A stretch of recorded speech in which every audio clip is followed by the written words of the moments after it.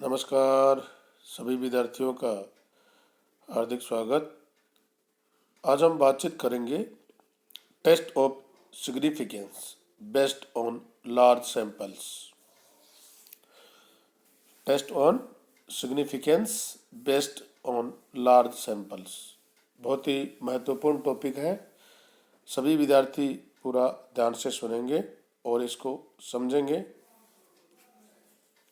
क्योंकि जब हम लार्ज सैंपल्स का टेस्ट करते हैं तो उसमें कैलकुलेशन किस प्रकार से करेंगे, इसके बारे में आपसे बातचीत करेंगे।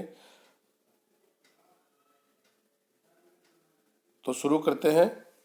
आज का हमारा टॉपिक बड़े प्रतिदर्शों पर आधारित सार्थकता परीक्षण, tests of significance based on large samples. प्रतिदर्श के आधार पर आकार के अनुसार सार्थकता परीक्षण को दो भागों में बांट सकते हैं। एक तो होता है बड़े प्रतिदर्शों के लिए सार्थकता परीक्षण, जिसका अध्ययन आज हम करेंगे, और एक होता है छोटे प्रतिदर्शों के लिए सार्थकता परीक्षण।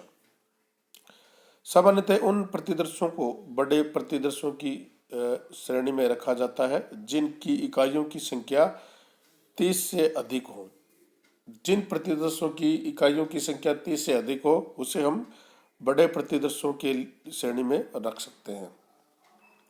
इकाइयों के जिन लक्षणों का अध्ययन करना है उसके अनुसार भी सार्थकता परीक्षणों को दो भागों में बांटा जा सकता है। फिर उनका डिवाइडेशन हम लक्षण के आधार पर कर सकते हैं कि किन लक्षणों का आपको अध्ययन करना है, उसके अनुसार भी हम सार्थकता परीक्षणों को दो भागों में विभाजित कर सकते हैं। उन लक्षणों के लिए सार्थकता परीक्षण जिन्हें किसी इकाई के रूप में मापा जा सकता है, अर्थात चर समंकों के लिए सार्थकता परीक्षण। उन लक्षणों के अध्ययन के लिए सार्थकता परीक्षण जिन्हें किसी मापन इकाई के रूप में व्यक्त नहीं किया जा सकता, अर्थात गुण समंकों के लिए सार्थकता परीक्षण। नंबर 1, उन लक्षणों के लिए सार्थकता परीक्षण जिन्हें किसी इकाई के रूप में मापा जा सकता है, अर्थात चर समंकों के लिए सार्थकता परीक्षण। और सेकंड, उन लक्षणों के लिए अध्ययन जिनके लिए सार्थकता परीक्षण किसी मापन इकाई के रूप में व्यक्त नहीं किया जा सकता, अर्थात गुण के आधार पर सार्थकता परीक्षण। बड़े जो प्रतिदर्श है उनकी विशेषता क्या है कि बड़े प्रतिदर्शों की सांख्यिकीय माप, समांतर माध्य, स्टैंडर्ड डिविएशन आदि समग्र की संगत सांख्यिकीय माप, समग्र का समांतर माध्य व प्रमाण विचलन के अनभिज्ञत आंकलन माने जाते हैं। बड़े प्रतिदर्शों के लिए अधिकतर प्रतिदर्शों के प्रतिचयन सन्निकट पर सामान्य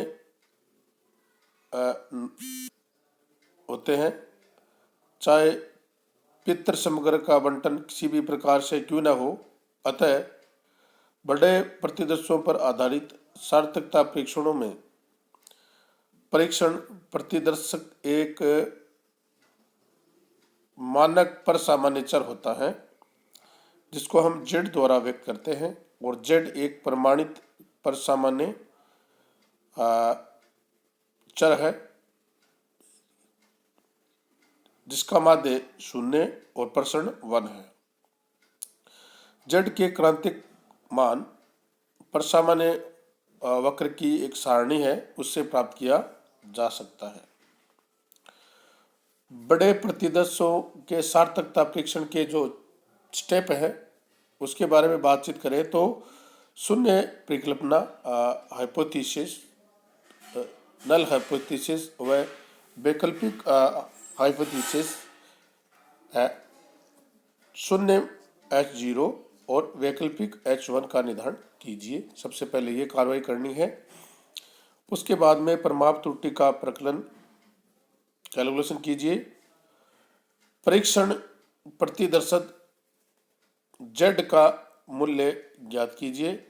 भिन्न भिन्न परीक्षणों के लिए Z की गणना के सूत्र भी भिन्न भिन्न होंगे।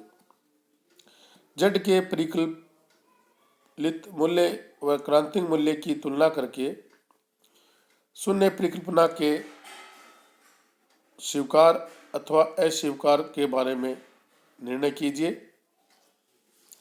यदि Z का परिकल्पित मान -3 से छोटा व +3 से बड़ा है, अर्थात ये Z 3 से बड़ा या 3 के बराबर, तो Z का ये मान प्रत्येक सार्थकता स्तर पर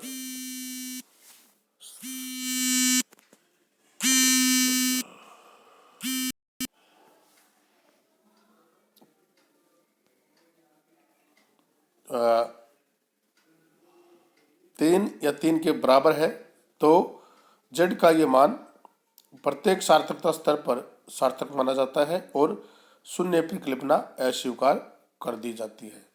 वापस रिपीट कर देते हैं कि यदि Z का परिकलित मान -3 से छोटा व 3 से बड़ा, अर्थात Z है वो 3 के बराबर या 3 से बड़ा, तो Z का मान प्रत्येक सार्थकता स्तर पर सार्थक माना जाता है और शून्य परिकल्पना को अस्वीकार कर दिया जाता है। यदि Z का परिकलित मान -3 और +3 के बीच है,